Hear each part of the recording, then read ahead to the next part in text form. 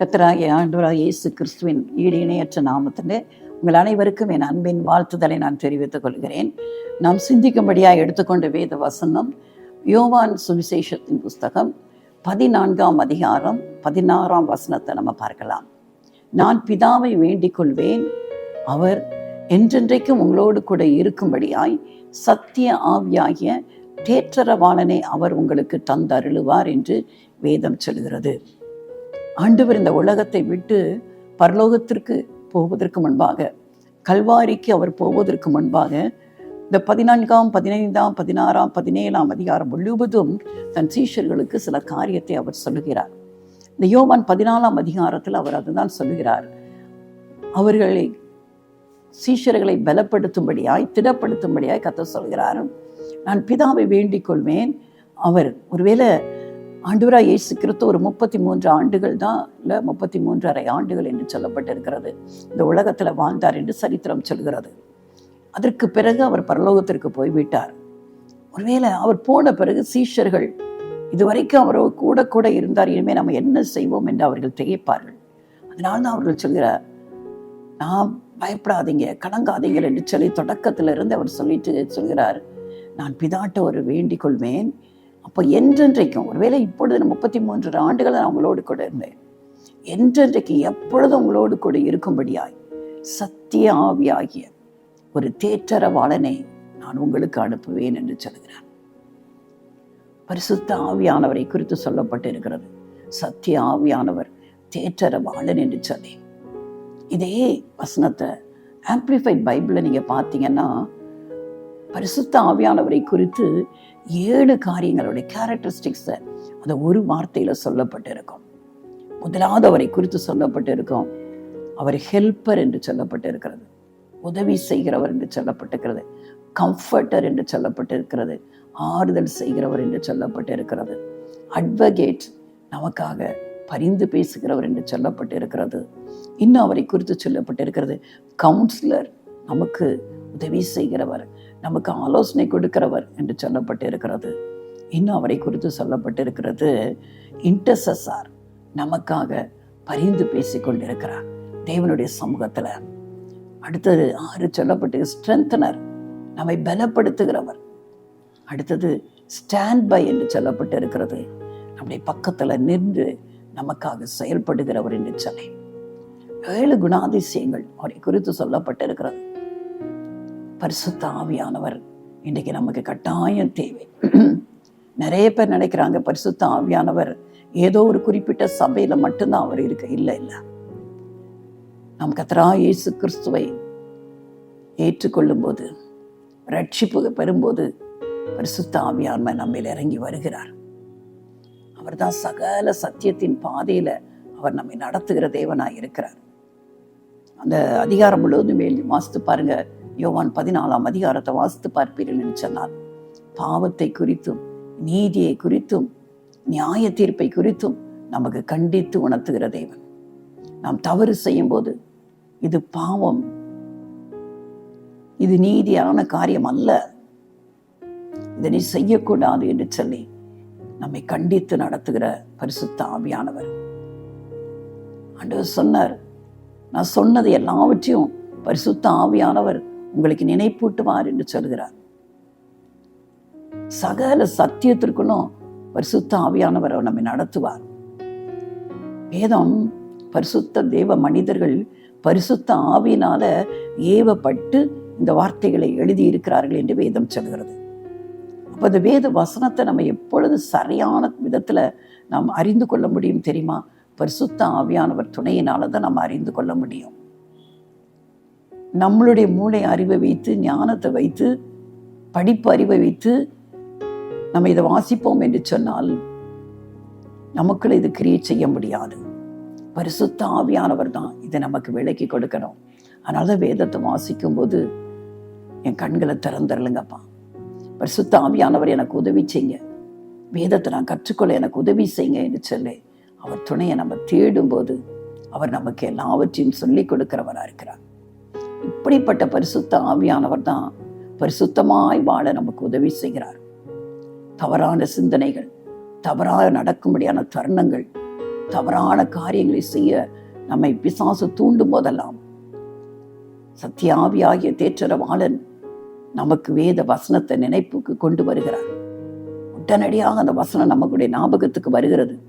ஐயோ, நல்ல வேலை, இந்த தப்பை செய்யாம இருந்து விட்டேனே என்று சொல்லி நாம் நம்மை திரித்துக் கொள்வதற்கு பரிசுத்த ஆவியானவர் நமக்கு உதவி செய்கிறார். நிறைய பேர் பரிசுத்த ஆவி ஆவி என்று சொல்லி அது ஏதோ ஒரு ஆவி என்று நினைத்துக் கொண்டிருக்கிறார்கள். அவர் ஆள் தத்துவமுடையவர். Is a person. நம்ம எப்படி ஒருத்தராக இருக்கிறோமோ, ஒரு நபராக இருக்கிறோமோ, அப்படிப்பட்டவர் தான் பரிசுத்த ஆவியானவர். தனித்தன்மை உடையவர். பிதா, குமாரன், பரிசுத்த ஆவி திரியேக தேவனால் அவர் ஒருவர். 3 பேரும் இணைந்துதான் செயல்படுகிறார்கள். தேவன் ஒருவர், 3 பேராய் அவர் செயல்பட்டு கொண்டிருக்கிறார். பரிசுத்த அந்த 3 திரியேகத்துல ஒருவர் தான் பரிசுத்த ஆவியானவர். அவர் நிச்சயம் நமக்கு இன்றைக்கு தேவை. அவருடைய பலத்தினால்தான் நம்ம பரிசுத்தமா வாழ முடியும். பரிசுத்த ஆவியானவர் துணை இல்லாம நம்ம பரிசுத்தமா இந்த உலகத்துல வாழவே முடியாது. ஒரு நாளும் வாழ முடியாது.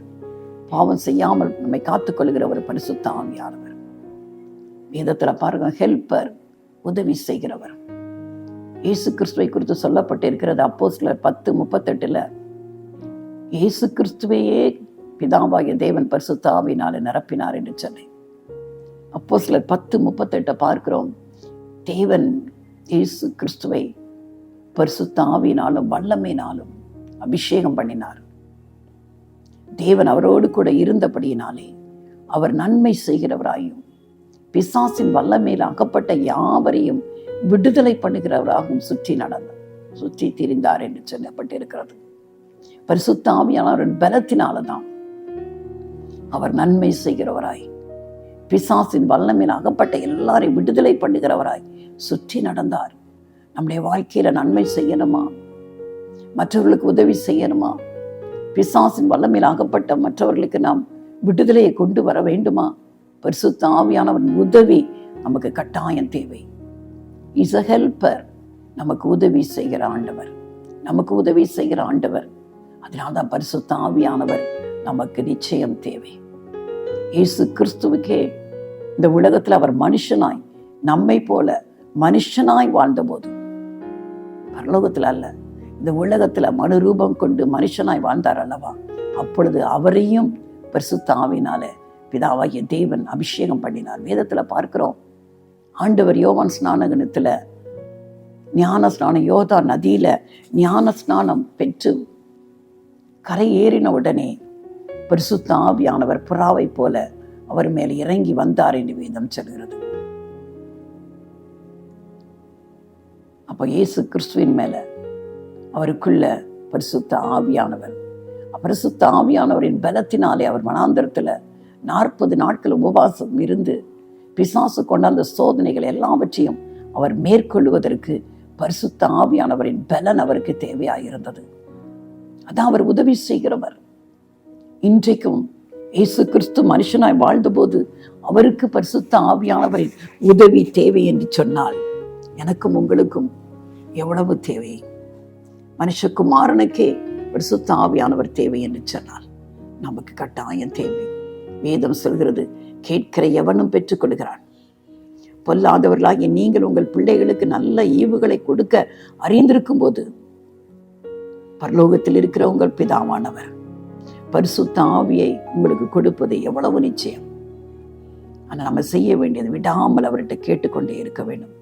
எனக்கு பரிசுத்த ஆவியானவரின் பலனை தாங்க, பரிசுத்த ஆவியானவர் எனக்குள்ள வாசம் பண்ண எனக்கு உதவி செய்யுங்க என்று சொல்லி பரிசுத்த ஆவியானவரை நாம் பெற்றுக்கொள்ளும் போது கர்த்தர் நமக்கு உதவி செய்கிறவராய் மாறி விடுகிறார்.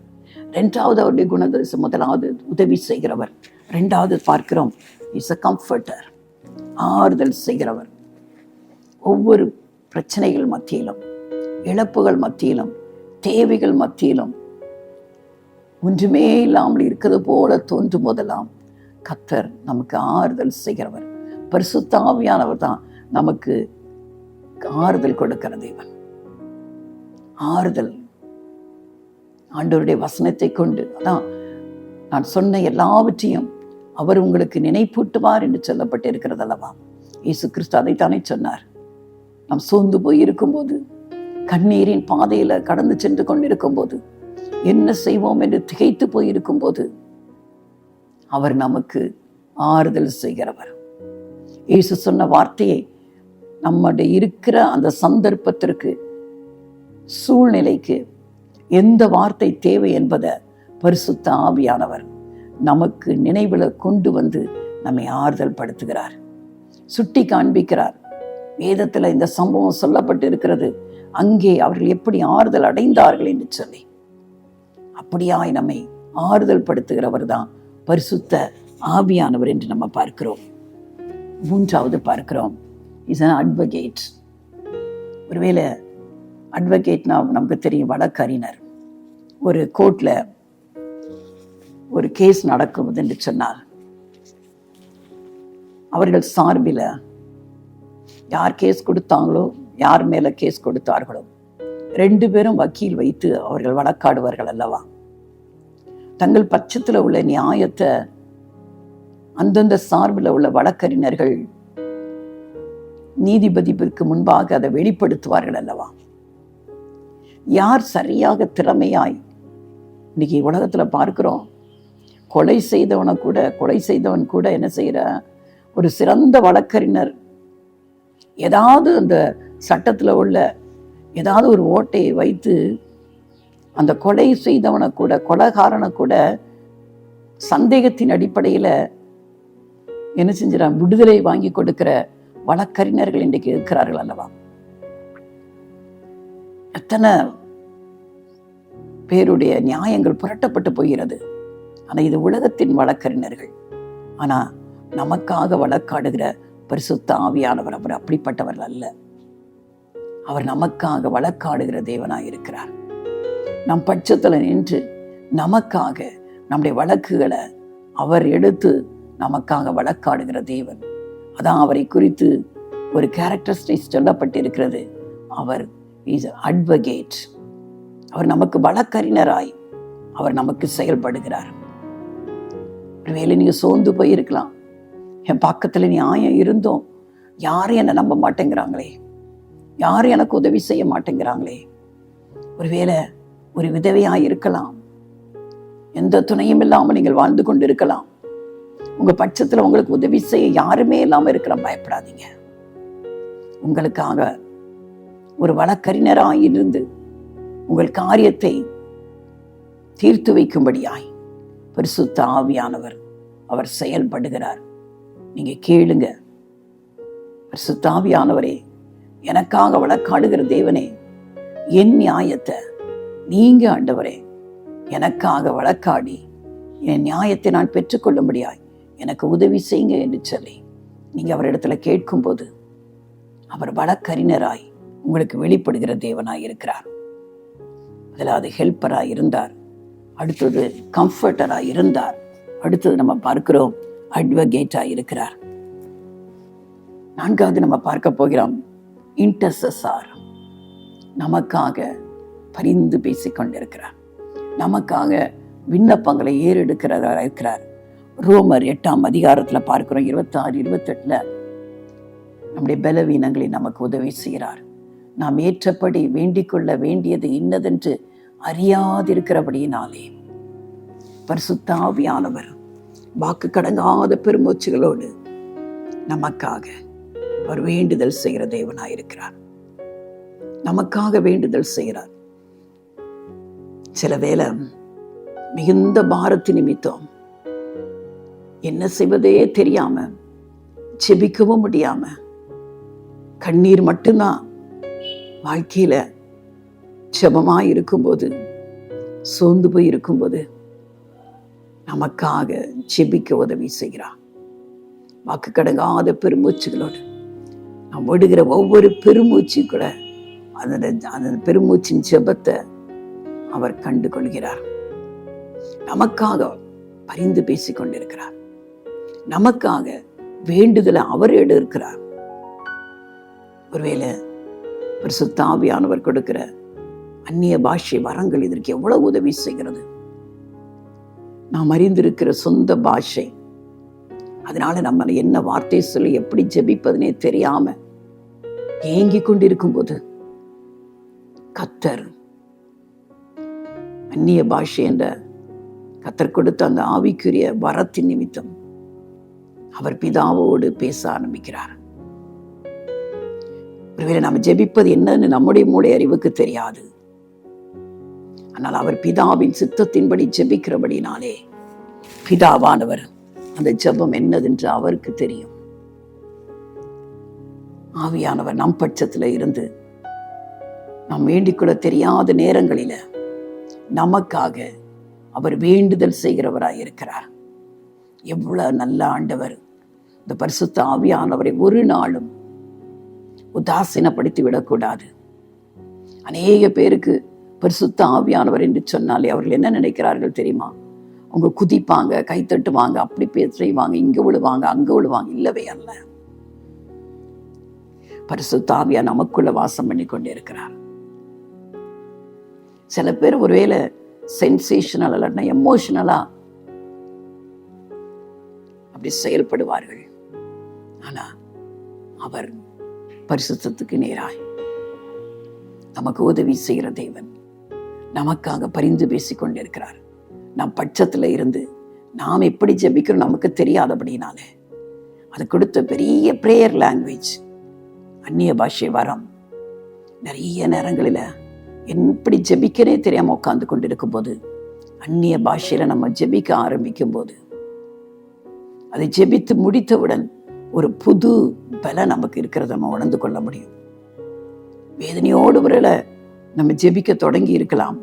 ஆனால் ஜெபம் முடிவும் போது அப்படி வேதனைகள் எல்லாம் மாறி இருப்பதை பார்க்கலாம். ஏன்னா நமக்காக அவர் பெருமூச்சோடு, வாக்கு கடங்காத பெருமூச்சுகளோடு பிதாவின் இடத்துல எனக்காக உங்களுக்காக அவர் வேண்டுதல் செய்கிறார். அந்த ஜெபத்தை கர்த்தர் அறிவார், பிதாவாகிய தேவன் அறிவார், நமக்கு பதில் கொடுக்கிற தேவனாய் இருக்கிறார். அதனால இன்றைக்கு அந்த பரிசுத்த ஆவியானவரை நம்ம பெற்றுக்கொள்வோம். அவர் நமக்கு நிச்சயம் தேவை. அது இந்த கடைசி நாட்களில வேதம் சொல்கிறது, இயேசுவை மரித்தோரிலிருந்து எழுப்பினவரே பரிசுத்த ஆவியானவர் தான். உயிர்ப்பிக்கிற ஆவியானவர் நமக்கும் அவர் கட்டாயம் தேவை. அதனால பரிசுத்த ஆவியானவர் ஒரு நாளும் உதாசீனப்படுத்தி விடாதீர்கள். அவரை நம்ம என்ன செய்யணுமா? பெற்றுக்கொள்ள வேண்டாம். ஹீ இஸ் an intercessor என்று பார்க்கிறோம். 5வது பார்க்கிறோம், கவுன்சிலர். இன்னைக்கு நிறைய மனநிலை ஆலோசகர்களை பார்த்துக்கிறோம். கவுன்சிலர் சொன்னால் ஆலோசகர்கள்.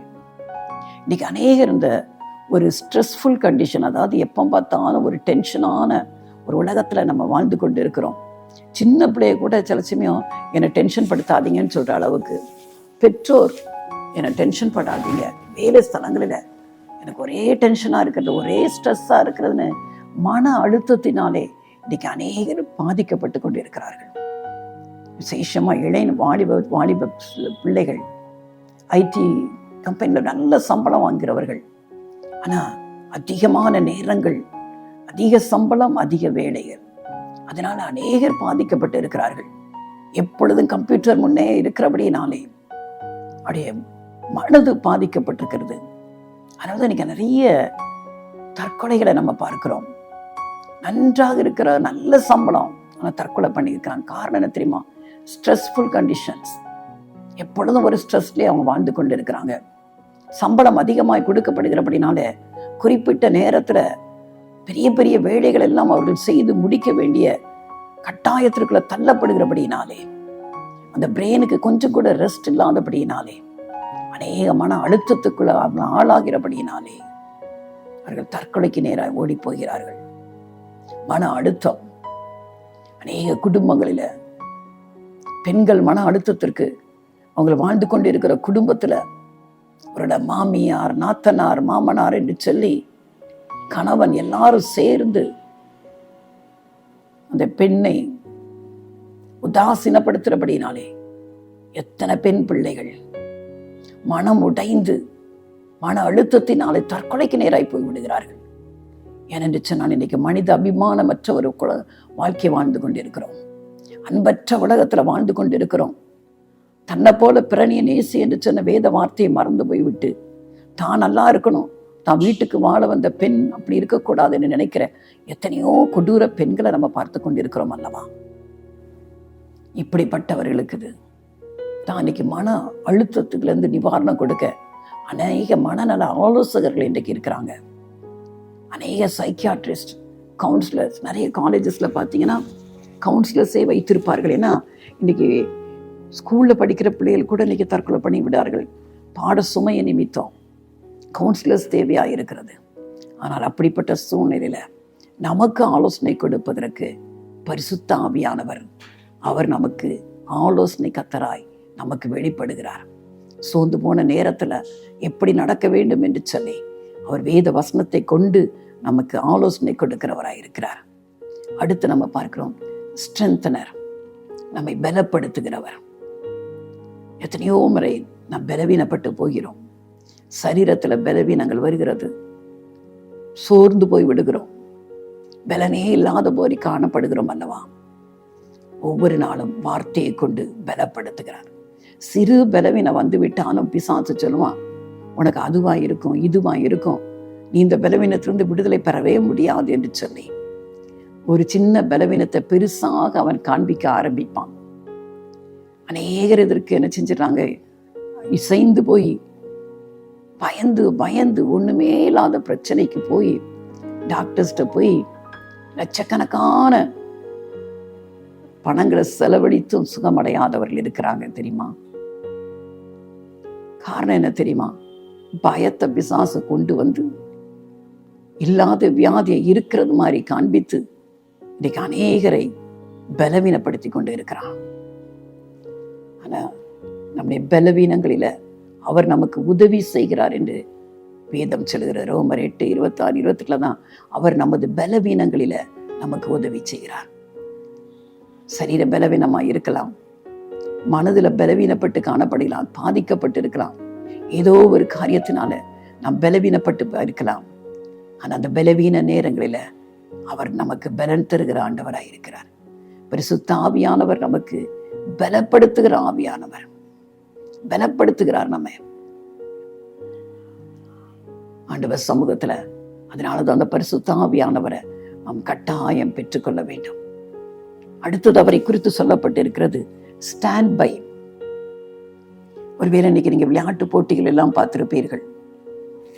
விளையாடி கொண்டிருக்கும்போது யாருக்காவது காயப்பட்டு விட்டால் அதற்கு பதிலாக இன்னொரு நபரை என்ன செய்வாங்க, உள்ளுக்கு அனுப்புவார்கள். ஸ்டாண்ட் பையா வைத்திருப்பார்கள். வீரருக்கு ஏதாவது ஆயிட்டுன்னா ஒரு இன்னொருத்தரை அவருக்கு பதிலாக அனுப்புவார்கள். அதே மாதிரிதான் நமக்காக இன்னொருவர் இருக்கிறார். நமக்கு எல்லா காரியத்திலும் நமக்கு செயல்படும்படியாய், நாம் செயல்படாத நேரத்திலாம் நாம் செயல்படும்படியாய் உதவி செய்ய அவர் இருக்கிறார். மறந்து போகாதீர்கள். அவர் நமக்கு ஹெல்ப்பராக இருக்கிறார். அவர் நமக்கு கம்ஃபர்டராக இருக்கிறார். அவர் நமக்கு இன்டர்சஸராக இருக்கிறார். கவுன்சிலராக நமக்கு அவர் இருக்கிறார். ஸ்ட்ரென்தனராக இருக்கிறார். ஸ்டாண்ட்பையாக இருக்கிறார். அட்வொகேட்டாக இருக்கிறார். 7 குணாதிசயங்கள் நிறைந்த பரிசுத்த ஆவியானவர் இன்னைக்கு நிச்சயமாய் நமக்கு தேவை. இதுவரைக்கும் நீங்க அவரை பெற்றுக்கொள்ளாமல் இருப்பீர்கள் என்று சொன்னால், கேட்கிற எவனும் பெற்றுக்கொள்கிறான் என்று வேதம் சொல்கிறது. கடைசி நாட்களில் மாம்சமான யாவர் மேலும் என் ஆவியை ஊற்றுவேன் என்று கர்த்தர் சொல்லி இருக்கிறார். அந்த வாக்குத்தத்தத்தை உறுதியாய் பெற்றுக்கொண்டு, ஆண்டவரே எனக்கு அந்த பரிசுத்த ஆவியானவர் தேவை என்று சொல்லி அவரை நாம் பெற்றுக்கொள்வோமா? கண்களை மூடுவோம். அன்பின் பரலோக தகப்பனே, நான் போய் உங்களுக்கு என்றென்றைக்கும் உங்களோடு கூட தங்கி இருக்கும்படியாய் சத்திய ஆவியாகிய வேறொரு தேற்றரவாளனை அனுப்புவேன் என்று சொன்னீங்களே ஆண்டவரே, எங்களுக்காக உதவி செய்கிற என் அன்பின் பரிசுத்த ஆவியானவர் ஆண்டவரே, இன்றைக்கு ஆண்டவர் இந்த ஜெபத்தில் பங்கு பெற்றிருக்கிற ஒவ்வொரு பிள்ளைகளுக்கும் ஆண்டவரே, அப்பா வெளியேற பெற்ற அந்த பரிசுத்த ஆவியானவரை நீங்க தாங்க ஆண்டவரே. கேட்கிற எவனும் பெற்றுக்கொள்கிறான் என்று சொன்னீங்களே ஆண்டவரே, யாரெல்லாம் உண்மையா இந்த சமூகத்துல இந்த பரிசுத்த ஆவியானவர் எனக்கு வேண்டும் என்று சொல்லி கேட்கிறார்களோ ஒவ்வொருவருக்கும் பரிசுத்த ஆவியானவரின் பலத்தினால நிரப்பும். நீங்க எங்களோக்குள்ள வாசம் பண்ணுகிற தேவன் அல்லவா, எங்களோடு கூட இருக்கிறவர் அல்லவா ஆண்டவரே. பிதாவாகிய தேவன் இயேசு கிறிஸ்துவை இந்த உலகத்தில் உலகத்துல மனுஷனா இருக்கும்போது பரிசுத்த ஆவினால நிரப்பினது போல ஆண்டவரே எங்கள் ஒவ்வொருவரையும் உடைய பரிசுத்த ஆவினால் பலத்தினால நிரப்பி கர்த்தாவே நாங்கள் ஆண்டவரே அப்பா பரிசுத்தமாய் உங்க சமூகத்துல வாழும்படியாய் எங்களை பலப்படுத்துங்க. உங்க வார்த்தையை கொண்டு பலப்படுத்துங்க. கேட்கிற ஒவ்வொரு பிள்ளைகளையும் இந்த நாளில நிரப்புங்க ஆண்டவரே. மற்றும் எந்தெந்த காரியத்திற்காக இந்த ஜெப வேளையில காத்து கொண்டு இருக்கிறார்கள் ஆண்டவரே, எனக்கு இது கிடைக்காதா என்று ஏங்கிக் கொண்டு இருக்கிறார்களோ ஒவ்வொருவர்களுக்கும் அவர்கள் வேண்டிக் கொள்வதற்கு அதிகமான காரியங்களை செய்து அவர்களை ஆசீர்வதிங்க ஆண்டவரே. நீங்க அப்படி செய்கிற கிருபைக்காக நன்றி செலுத்துகிறேன். இயேசு ரட்சக நாமத்தில் ஜெபிக்கிறேன் நல்ல பிதாவே, ஆமென்.